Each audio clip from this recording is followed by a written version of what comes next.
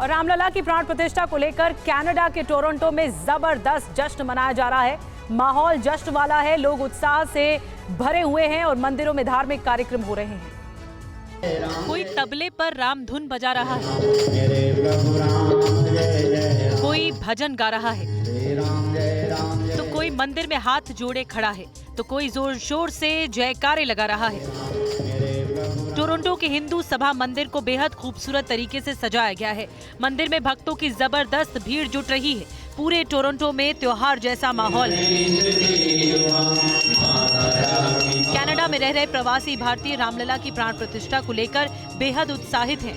Canada के मंदिरों में भजन और हनुमान चालीसा का पाठ हो रहा है।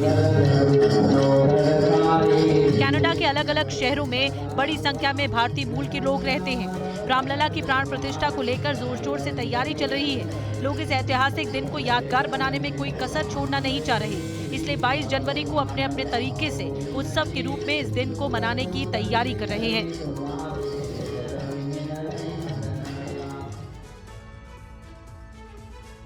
और भारत ही नहीं, रूस में भी रामलला की प्राण प्रतिष्ठा को लेकर जबरदस्त तैयारी चल रही है। रूस की राजधानी मॉस्को में 22 जनवरी के लिए विशेष इंतजाम किए गए। ये जोश, ये उत्साह बता रहा है कि सिर्फ भारत ही नहीं, मॉस्को में भी 22 जनवरी का बेसब्री से इंतजार हो रहा है। 22 जनवरी को जब अयोध्या में रामलला की प्राण प्रतिष्ठा होगी, भारत से 4300 किलोमीटर दूर मॉस्को में भव्य रामलीला का आयोजन किया जाएगा। इंडो रशियन फ्रेंडशिप सोसाइटी की तरफ से इसकी जबरदस्त तैयारी की गई है।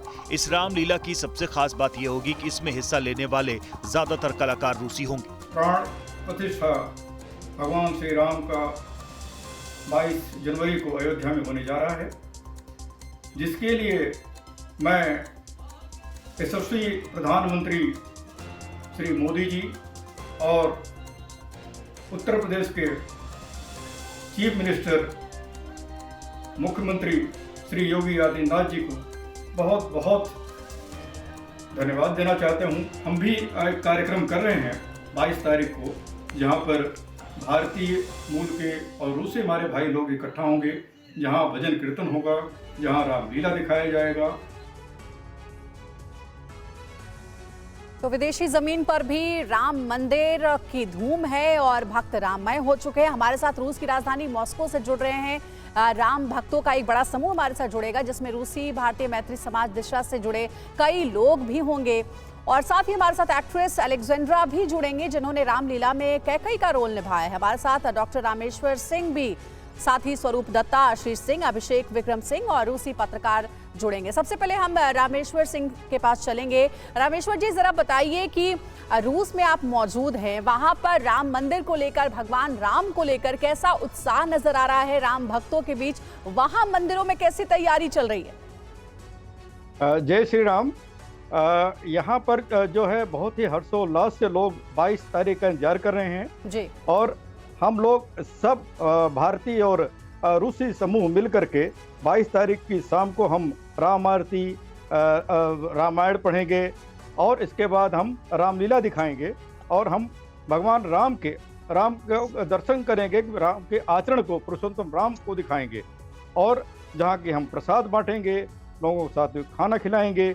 तो एक बहुत बड़ा समूह आएगा, आने का संभावना है, जो पूरे मॉस्को, पूरे रूस में एक संदेश देगा राम संस्कृति का, जिसके लिए हम लोग पूरी तैयारी कर रहे हैं जी। और यहाँ पर आप देखें, मंदिर हमारे पास आ चुका है, जो चंपतराय जी के कर कमलों से मिला था, तो ये भी वहाँ पर दर्शाया जाएगा एक छोटे रूप में और हम उसको वहाँ पर एक पावर पॉइंट से उससे सबको दिखाएंगे पूरी, क्योंकि हम शाम को करेंगे, तब तक सारी गतिविधियाँ, सारी प्राण प्रतिष्ठा हो चुकी होंगी, तो वो चीज़ें हम रूसी और भारतीय भाइयों को दिखाएंगे।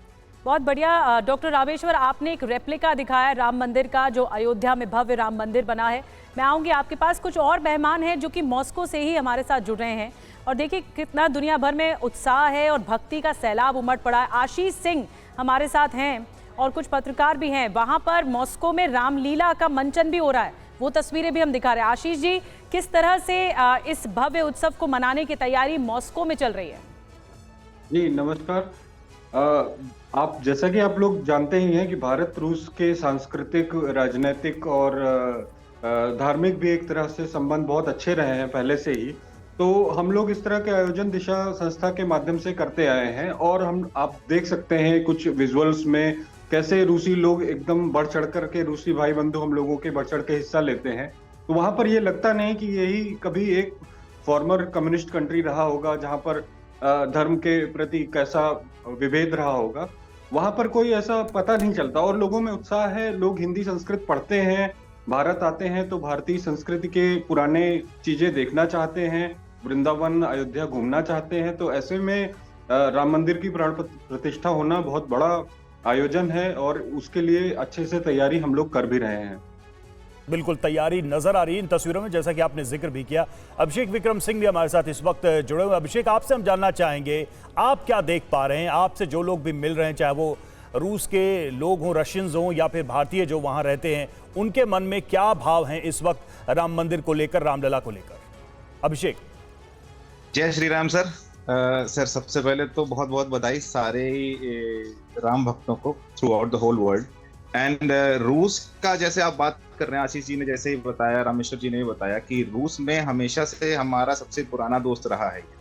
तो यहाँ पे सांस्कृतिक जो टाइज हैं between Russia and India. And आपको बता देना चाहता हूँ मैं कि दिशा के साथ हम लोग सन 2018 से, ये पहली बार नहीं है, सन 2023 में जो रामलीला हुई है दीपोत्सव में, 2018 से अभी तक अलग अलग विभिन्न अवसरों पे दीपोत्सव 2021 रूसी लोगों ने ही रामलीला का मंचन किया है हिंदुस्तान में।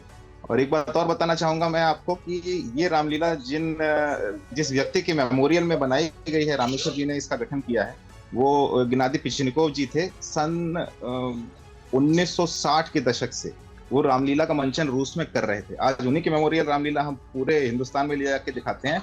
और रशिया में जैसा है कि छोटे छोटे अलग अलग शहर भी हैं, दिशा के साथ हम लोग कनेक्ट में हैं, उन लोग के साथ अलग अलग लोग अलग अलग जगह पे दीपावली मनाने का प्रोग्राम बना रहे हैं इस समय। ठीक है, बहुत शुक्रिया आप सभी मेहमानों का हमारे साथ जुड़ने के लिए। तो ये वो राम भक्त हैं जो कि विदेशी जमीन पर रह तो रहे हैं लेकिन राम मंदिर को लेकर बेहद उत्साहित हैं और जहां रह रहे हैं वहीं पर मंदिरों में अलग अलग कार्यक्रम किए जा रहे हैं रामलला की भक्ति में सराबोर होकर। आगे बढ़ते हैं, इधर 500 साल बाद अपने मंदिर में लौटेंगे रामलला। TV9 से बोले राम मंदिर के मुख्य पुजारी। आज शाम मंदिर में आ सकती है पुरानी प्रकट मूर्ति। अभी अस्थायी मंदिर में है पुरानी प्रकट मूर्ति। TV9 पर सत्येंद्र दास एक्सक्लूसिव, उन्होंने बातचीत की और ये जानकारी दी है।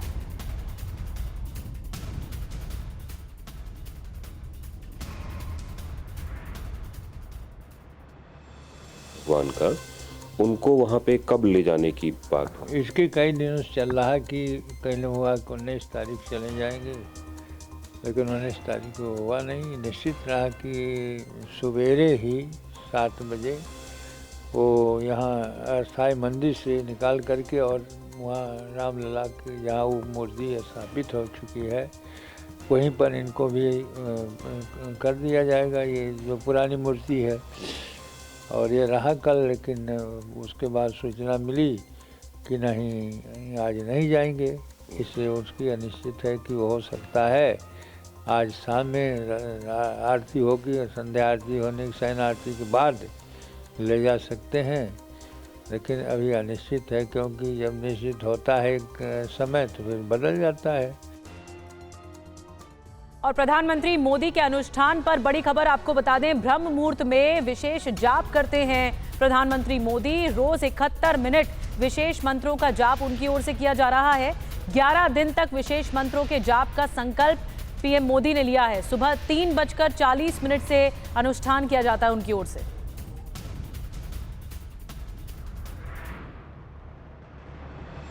प्राण प्रतिष्ठा से जुड़े 11 दिनों की पूजा अनुष्ठान के तहत पीएम मोदी मंत्रों का जाप कर रहे हैं। ये जाप उनके 11 दिनों के पूजा अनुष्ठान का सबसे महत्वपूर्ण हिस्सा है। खबर है कि प्रधानमंत्री रोजाना ब्रह्म मुहूर्त में 1 घंटा 11 मिनट मंत्रों का जाप करते हैं। ये पूजा अनुष्ठान सुबह 3:40 पर की जाती है। पीएम मोदी के 11 दिवसीय अनुष्ठान पर श्री राम जन्मभूमि तीर्थ क्षेत्र के मुख्य पुजारी आचार्य सत्येंद्र दास ने कहा कि जो व्यक्ति अनुष्ठान करता है उसे फर्श पर सोना होता है।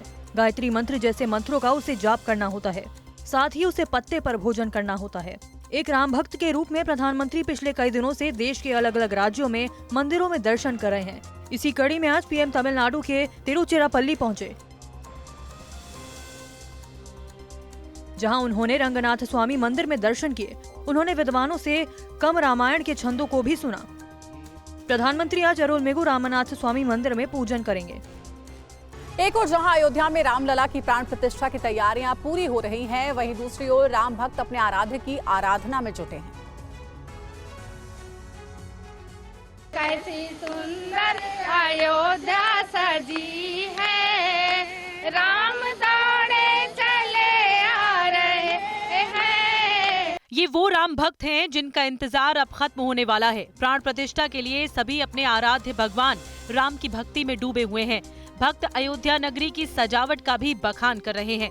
सीता राम जी की प्यारी राजधानी लागे हो, राजधानी लागे, मोहे मीठो मीठो सरयू जी के पानी लागे।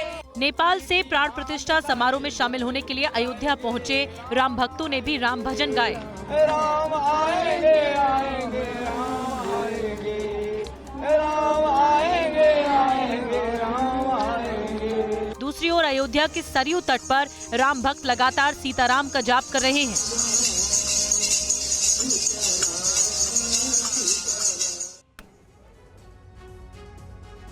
पूरी अयोध्या नगरी सजी हुई है और प्राण प्रतिष्ठा समारोह में अब सिर्फ 2 दिन बाकी रह गए हैं। समारोह के लिए राम मंदिर को फूलों से सजाने का काम भी जोरों शोरों से चल रहा है। राम नगरी को सजाने के लिए 1100 टन फूल मंगाए गए हैं। फूल लगाने का काम दिन रात जारी है। कारीगरों को फूल लगाने का काम आज शाम तक पूरा करना है। इसके बाद 21 जनवरी को सजावट को फिनिशिंग टच दिया जाएगा। अयोध्या नगरी को सजाने के लिए देश के साथ साथ विदेशों से भी फूल मंगाए गए। राम मंदिर के लिए इटली से भी फूल मंगाए गए हैं। इस समय अयोध्या में करीब 800 लोग दिन रात फूल लगाने का काम पूरा करने में जुटे हुए हैं। अभी तो दिल्ली मंडी से आ रहा है, ये कलकत्ता से भी आता है, बंगलोर से भी आ रहा है, इटली। कितना होगा, कितना फूल का है? 1100 गाड़ी आ रही है, 1100 टन के लगता है। ये राम मंदिर पर लगेंगे जी। ये हमने डिजाइन बनाई हुई है, राम की, ओम की, स्वास्तिक की, कलर की डिजाइन बना रहे हैं। फूल गेंदा है, पीला है, गुलाबी है और अशोक के पत्ते की डिजाइन बना रहे हैं। अयोध्या एयरपोर्ट से लेकर राम मंदिर तक पहुंचने वाले पूरे रास्ते पर फूल लगाए जाने हैं। अब राम मंदिर के गेट नंबर 11 की दिल छू लेने वाली इन तस्वीरों को देखिए। पूरे दरवाजे पर फूलों के साथ भगवान राम की तस्वीर लगाई गई है। 22 जनवरी को राम मंदिर में भगवान राम के बाल स्वरूप की प्राण प्रतिष्ठा की जानी है। और राम नगरी अयोध्या रामलला के स्वागत के लिए सज धज कर तैयार है। भक्तों ने भी अपने अपने तरीके से अपने आराध्य के स्वागत की तैयारी की है। इस कड़ी में अयोध्या के सैंड आर्टिस्ट ने रेत से सुंदर चित्र उकेरे। देखिए रिपोर्ट। अपनी स्क्रीन पर आप जो तस्वीरें देख रहे हैं वो रामनगरी अयोध्या के लता मंगेशकर चौक की हैं, जहां एक सैंड आर्टिस्ट ने रेत से भगवान राम के जीवन से जुड़ी भव्य तस्वीरें उकेरी हैं। तस्वीर में भगवान राम के हाथ में गिलहरी है और राम सेतु के बनते वक्त की प्रचलित कथा को दर्शाया गया है। कलाकार ने दिखाया है कि लंका के साथ राम सेतु बनाते समय वानर सेना ने जब गिलहरी का मजाक उड़ाया तो भगवान राम ने कहा कि गिलहरी के छोटे छोटे पत्थर और रेत के टुकड़े बड़े पत्थरों के बीच के सुराख को भर रहे हैं, जिससे पुल में लगे पत्थर आपस में जुड़े रहेंगे और अलग नहीं होंगे। सेतु बनाने में गिलहरी का भी वही अमूल्य योगदान है जो आप सभी का है। कलाकार ने होई सोई जो राम रची राखा को करी तर्क बढ़ावे साखा श्री रामचरितमानस की चौपाई भी लिखी है। इसके अलावा रेत कलाकार ने भगवान राम, हनुमान, प्रधानमंत्री नरेंद्र मोदी और यूपी के सीएम योगी आदित्यनाथ की रेत कलाकृति भी उकेरी है। राम मंदिर के लिए अलीगढ़ में बना 400 किलो वजन का ताला अयोध्या पहुंच गया है। कल इसे अलीगढ़ से रवाना किया गया था। राम मंदिर के लिए अलीगढ़ में बना ये 400 किलोग्राम का ताला अयोध्या पहुंच गया है। क्रेन के जरिए गाड़ी पर उतारकर सुरक्षित स्थान पर पहुंचाया गया। इस मौके पर मां मनसा देवी ट्रस्ट की महामंडलेश्वर अन्नपूर्णा भारती गिरी ने कहा कि ये ताला अयोध्या में अपनी एक अलग पहचान बनाएगा। श्री राम के चरणों में समूचे अलीगढ़ वासियों की ओर से अलीगढ़ का प्रसिद्ध ताला समर्पित करने के लिए आए हैं, क्योंकि वहाँ का 80% उद्योग जगत जो है वो ताले पर ही निर्भर है। हमारे इस ताले को एक अंतर्राष्ट्रीय पहचान मिले, क्योंकि अयोध्या अब एक अंतर्राष्ट्रीय धार्मिक स्थल है। पूरा देश राम मंदिर के लिए अपनी ओर से कुछ न कुछ आहूत करना चाहता है। ताले को अलीगढ़ से अयोध्या रवाना करने से पहले पूरे विधि विधान के साथ ताले की पूजा भी की गई। राम मंदिर को ताला दान करने का संकल्प पीएम मोदी और यूपी के मुख्यमंत्री योगी से मिलकर अलीगढ़ के सत्य प्रकाश शर्मा ने किया था, लेकिन पिछले साल उनकी मृत्यु के बाद अखाड़ा परिषद के अध्यक्ष महंत रविंद्र पुरी महाराज और उनकी शिष्य महामंडलेश्वर अन्नपूर्णा भारती ने ताले के बचे कार्य को पूरा कराया। और हैदराबाद से रामलला के लिए एक खास लड्डू आया है, तो वहीं शबरी धाम से मीठे बेर भगवान राम के लिए लाए गए। रामलला के लिए हैदराबाद से 1265 किलो का लड्डू आया है। जहां जहां से लड्डू का रथ गुजरा, लोग इसकी तस्वीरों को अपने कैमरे में कैद करते दिखे। छत्तीसगढ़ को भगवान राम का ननिहाल माना जाता है। छत्तीसगढ़ की धरती पर ही शबरी धाम है, जहां भगवान राम ने माता शबरी के बेर खाए थे। इसीलिए प्राण प्रतिष्ठा में भोग लगाने के लिए शबरी धाम से रामलला के लिए मीठे बेर के साथ एक खास तरह का पौधा भेजा गया है। इस बरगद का पौधा का विशेषता यह है कि इसके पत्ते दोने के समान हो जाता है। और कहीं आप भारतवर्ष में कहीं आपको ऐसा बरगद का पत्ता नहीं देखने को मिलेगा। तो मतलब माता सबरी ने जो भगवान को बेर दिए थे तो इसी बरगद के मतलब पत्ते में दिए थे। वो दोने का आकार इसीलिए हो गया, जैसे बरगद का पत्ता सीधा होता है, पर माता सबरी जिस समय भगवान राम को जब बेर खिला रही थी तो निश्चित रूप से फैल के रखते नहीं बनता, तो प्रभु का प्रभाव था कि ये पत्ता दोने के आकार अपना ले लिया। और उनका जो प्रभाव आज तक सिर्फ सीधी नारायण के पौधे में आपको ऐसा बरगद का पत्ता मिलेगा। नेपाल से भी राम भजन करते हुए बड़ी संख्या में राम भक्त अयोध्या नगरी पहुंचे हैं। राम मंदिर में प्राण प्रतिष्ठा को लेकर कांग्रेस में कंफ्यूजन साफ दिख रहा है। एक ओर आला कमान प्राण प्रतिष्ठा के आयोजन से किनारा कर रहा है, तो वहीं कई नेता राम भक्ति में डूबे दिख रहे हैं। ये है पंजाब कांग्रेस के अध्यक्ष अमरिंदर सिंह राजा वर्डिंग, जो राम मंदिर में रामलला की प्राण प्रतिष्ठा की खुशी में मुक्तसर साहिब जिले के गीदड़बाहा में लोगों के घर घर जाकर मिठाइयां बांटते दिख रहे हैं। मैं समझदा कि बहुत पवित्र दिहाड़ा है साडे वास्ते, और श्री राम जी जिहड़े भगवान है वो साडे सारियां दे गुरु ने। उन्हां दी याद दे विच उन्हां नूं याद करदिआं होइआं अज समूह गिदड़बाहा निवासियों नूं मैं वधाई दित्ती है। और असी कामना करते हैं कि राम भगवान जी साडे नगर ते साडे इस देश ते इस धरती मां ते उन्हां दा आशीर्वाद बनिया रहे, और असी सारे राम भगत राम लला असी सारे राम जी दी महिमा दे विच उन्हां दे गुणगान करते रहिए ते उन्हां दा आशीर्वाद प्राप्त करते रहिए। कांग्रेस आला कमान ने भले ही राम मंदिर के प्राण प्रतिष्ठा कार्यक्रम से दूरी बना रखी हो, लेकिन पंजाब कांग्रेस पूरी तरह से राममय नजर आ रही है। अमरिंदर वडिंग के अलावा और भी कई नेता प्राण प्रतिष्ठा के लिए राममय दिख रहे हैं। प्रधानमंत्री नरेंद्र मोदी तमिलनाडु के दौरे पर हैं, जहां उन्होंने श्री रंगनाथ स्वामी मंदिर में पूजा अर्चना की और गजराज से आशीर्वाद भी लिया है। अयोध्या में प्राण प्रतिष्ठा से पहले पीएम मोदी मंदिरों में पूजा अर्चना कर रहे हैं। आज पीएम मोदी तमिलनाडु के श्री रंगनाथ मंदिर पहुंचे। तिरुचिरापल्ली के इस मंदिर में पीएम ने सबसे पहले गजराज का आशीर्वाद लिया, उसके बाद पूजा अर्चना में शामिल हुए। पीएम ने मंदिर की परिक्रमा भी की। इसके बाद उन्होंने कंबा रामायणम के श्लोकों का पाठ सुना, जिसमें 8 अलग अलग भाषा में राम कथा करने वाले विद्वान शामिल हुए। मान्यता है कि इस मंदिर में शिवलिंग की स्थापना और पूजा श्री राम और माता सीता ने की थी। तिरुचिरापल्ली के बाद प्रधानमंत्री दोपहर करीब 2 बजे रामेश्वरम पहुंचेंगे, जहां वो श्री अरुलमिगु रामानाथ स्वामी मंदिर में दर्शन और पूजा करेंगे। 21 जनवरी को पीएम भारत के सबसे दक्षिणी छोर के समुद्र तटीय इलाकों का भी दौरा करेंगे। इसके बाद धनुषकोटी के कुठांदरामा स्वामी मंदिर में दर्शन और पूजा करेंगे। इससे पहले पीएम 12 जनवरी को नासिक के कालरा मंदिर गए थे। 16 जनवरी को आंध्र प्रदेश के वीरभद्र में पूजा अर्चना की थी और 17 जनवरी को वो केरल के मंदिरों में साधना करते नजर आए थे। और 22 जनवरी को रामलला की प्राण प्रतिष्ठा को देखते हुए अयोध्या की सुरक्षा को चाक चौबंद कर दिया गया है। अयोध्या की सड़कों पर बड़ी संख्या में जवान हथियारों के साथ नजर आ रहे हैं। अयोध्या नगरी में राम भक्तों का सैलाब उमड़ना शुरू हो चुका है।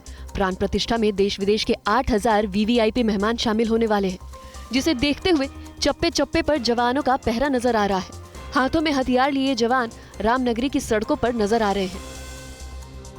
इस बीच अयोध्या के कार सेवकपुरम की सुरक्षा बढ़ा दी गई है, जिसे अयोध्या में विश्व हिंदू परिषद का गढ़ माना जाता है। 22 जनवरी को प्राण प्रतिष्ठा के मद्देनजर आज से अयोध्या में बाहरी लोगों की एंट्री पर रोक लगा दी गई है। अयोध्या में आने वाले मेहमानों को देखते हुए पुलिस प्रशासन ने अयोध्या वासियों से भी अपील की है कि वो 21 और 22 जनवरी को घरों से बाहर ना निकले। कार्यक्रम में आने वाले मेहमानों के लिए विशेष इंतजाम किए गए हैं। अयोध्या में एंट्री के लिए पास के साथ QR कोड का भी मिलान होगा। विशिष्ट मेहमानों की जिम्मेदारी संभालने के लिए अलग अलग राज्यों से कार सेवक अयोध्या पहुंचे हैं। इन वॉलंटियर्स की जिम्मेदारी होगी कि वो 22 तारीख को आने वाले मेहमानों को आदर सत्कार के साथ उनकी सीट तक ले जाए और उन्हें किसी भी तरह की दिक्कत न होने दे। और इस बीच एक बड़ी खबर आ रही है। पीएम मोदी 22 जनवरी को अयोध्या पहुंचेंगे। 12:05 पर प्राण प्रतिष्ठा कार्यक्रम में शामिल होंगे। ये अपडेट है। 1 बजे पीएम मोदी का सार्वजनिक कार्यक्रम है और दोपहर 2:15 पर शिव मंदिर जाएंगे पीएम मोदी। 22 जनवरी को 3 बजे तक अयोध्या में ही रहेंगे पीएम मोदी। तो देखिए, कार्यक्रम की पूरी डिटेल्स हमारे पास है। TV9 भारतवर्ष आपको 22 जनवरी के कार्यक्रम की पूरी सूची बता रहा है। कितने बजे कहां रहेंगे पीएम। 22 जनवरी को सबसे पहले अयोध्या पहुंचेंगे पीएम मोदी प्राण प्रतिष्ठा के लिए और 12:05 पर बताया जा रहा है कि राम मंदिर प्राण प्रतिष्ठा का कार्यक्रम होगा, जिसमें पीएम मोदी शामिल होंगे और उसके बाद 1 बजे के करीब पीएम मोदी का एक सार्वजनिक कार्यक्रम अयोध्या में ही है। वहीं दोपहर 2:15 पर शिव मंदिर भी जाएंगे पीएम मोदी।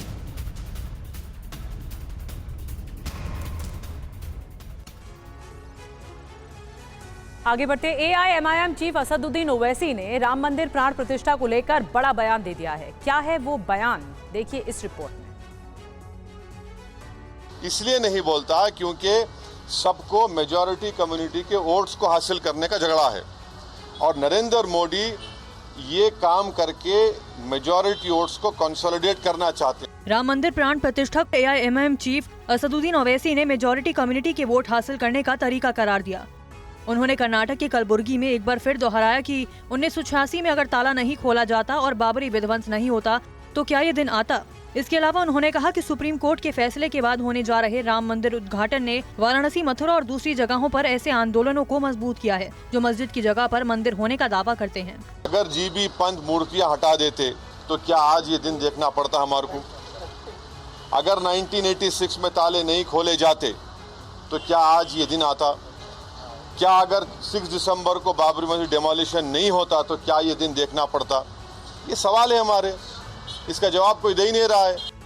और अयोध्या में प्राण प्रतिष्ठा समारोह को देखते हुए दिल्ली सरकार भी आज से 3 दिवसीय रामलीला का आयोजन करा रही है। सीएम केजरीवाल ने बड़ी संख्या में लोगों से इस कार्यक्रम में पहुंचने की अपील की है।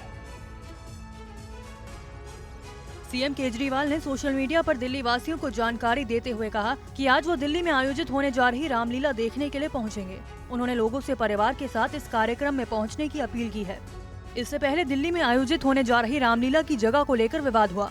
दिल्ली सरकार के मंत्री सौरभ भारद्वाज का आरोप है कि जानबूझकर दिल्ली सरकार को रामलीला आयोजन के लिए भारत मंडपम में जगह नहीं दी गई, जिसकी वजह से रामलीला का आयोजन ITO के पास प्यारेलाल भवन में करना पड़ रहा है। ये रामलीला करानी है, मैं उनको मालूम था, उन्होंने सब जो कुछ उन्होंने मांगा था वो हमने उनको दिया था।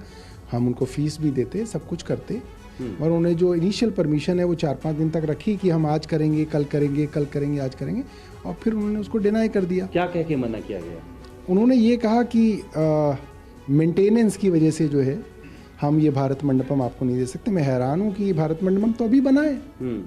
22 जनवरी तक रोजाना शाम 4 बजे से 7 बजे तक 3 घंटे के लिए रामलीला का आयोजन किया जाएगा।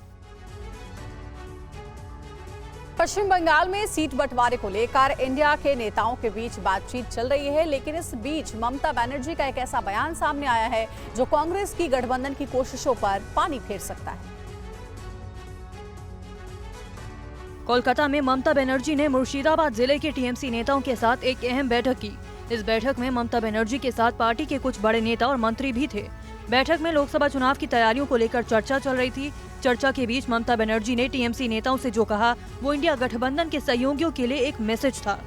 सीटों के बंटवारे को लेकर इंडिया गठबंधन के भीतर चल रहे घमासान के बीच ममता बनर्जी ने कहा, अगर सीट बंटवारे में उचित महत्व नहीं दिया गया तो TMC अकेले चुनाव लड़ेगी। 42 सीटों पर चुनाव लड़ने के लिए तैयार हैं। अगर दूसरी पार्टियों को ज्यादा महत्व दिया गया तो हम अपना रास्ता खुद बनाएंगे। बैठक में ममता बनर्जी ने मुर्शिदाबाद में तीनों लोकसभा सीटों पर टीएमसी की जीत पक्की करने पर जोर देने को कहा। उन्होंने कहा कि मुर्शिदाबाद के पार्टी नेताओं और कार्यकर्ताओं को तैयार रहने की जरूरत है। पिछले लोकसभा चुनाव की बात करें तो मुर्शिदाबाद की 3 लोकसभा सीटों में से कांग्रेस को सिर्फ एक ही सीट पर जीत मिली थी। 5 बार के सांसद और प्रदेश पार्टी अध्यक्ष अधीर रंजन चौधरी बहरामपुर सीट से चुनाव जीतकर संसद पहुंचे थे। और ग्रामीण इलाकों के वोटर्स के बीच अपनी पैठ बनाने के लिए बीजेपी देश भर के 7 लाख गांवों का रुख करेगी। इस अभियान के तमाम पहलुओं पर आज चर्चा हुई है। लोकसभा चुनाव के लिए बीजेपी सिर्फ शहरी मतदाता ही नहीं बल्कि ग्रामीण वोटर्स पर भी फोकस कर रही है। इस मिशन को जमीन पर उतारने के लिए पार्टी गांव चलो अभियान पर रणनीति बना रही है। बीजेपी अध्यक्ष जेपी नड्डा की अगुवाई में इससे जुड़ी राष्ट्रीय कार्यशाला में अभियान से जुड़े नेता शामिल हैं। बैठक में राज्यों में चलने वाले अभियान का काम देख रहे प्रदेश के नेता भी शामिल हैं। इस अभियान के तहत 7 लाख गाँव कस्बों में जाने की तैयारी है। ग्रामीण नेताओं को प्रशिक्षित करने का प्लान है। स्थानीय नेता और कार्यकर्ता करेंगे गांव में विश्राम। मोदी सरकार की उपलब्धियों की देंगे जानकारी। फरवरी तक काम पूरा करने का लक्ष्य है। बैठक में पार्टी 2024 की जीत के लिए गांव की अहमियत पर चर्चा करेगी। गांव चलो अभियान के तहत बीजेपी पदाधिकारी चौपाल लगाकर और घर घर जाकर ग्रामीणों से संपर्क साधेंगे। इसके अलावा सरकार की ओर से चलाई जा रही योजनाओं के लाभार्थियों से भी मुलाकात करेंगे। लोकसभा चुनाव से पहले बीजेपी अलग अलग वर्ग तक पहुँचने के लिए कई तरह के कार्यक्रम पर काम कर रही है। और कांग्रेस ने एक देश एक चुनाव को लेकर समिति के सामने अपनी राय रख दी है। पार्टी का मानना है कि यह व्यवस्था लोकतंत्र की मूल भावना के खिलाफ है। कांग्रेस ने वन नेशन वन इलेक्शन को लोकतांत्रिक व्यवस्था के खिलाफ बताया है। कांग्रेस अध्यक्ष मल्लिकार्जुन खड़गे ने इससे जुड़ी बनी समिति के सेक्रेटरी नितिन चंद्र को एक चिट्ठी लिखी है, जिसमें उन्होंने कहा है कि ये व्यवस्था संविधान की मूल संरचना के विरुद्ध है, क्योंकि एक देश एक चुनाव की व्यवस्था लागू करने के लिए संविधान की मूल संरचना में बदलाव करना पड़ेगा। कांग्रेस नेता जयराम रमेश ने भी इस मुद्दे पर पार्टी का रुख साफ कर दिया है। कांग्रेस अध्यक्ष ने समिति को 3 पन्ने का एक विस्तार से खत लिखा है। हम वन नेशन वन इलेक्शन का विरोध क्यों कर रहे हैं, ये लोकतंत्र के खिलाफ है और हम इसका पूरा विरोध करेंगे। खड़गे ने दलील दी है कि एक साथ चुनाव कराने के लिए कई विधानसभाओं को भंग करने की जरूरत पड़ेगी, जिनका कार्यकाल पूरा होने में समय है। ऐसे में उन राज्यों के मतदाताओं के साथ धोखा होगा। देश में एक साथ चुनाव कराने को लेकर पूर्व राष्ट्रपति रामनाथ कोविंद के नेतृत्व में एक समिति बनाई गई है, जिसमें 8 मेंबर हैं। कमेटी ने देश की 46 राजनीतिक पार्टियों को लेटर लिखकर उनके विचार मांगे थे।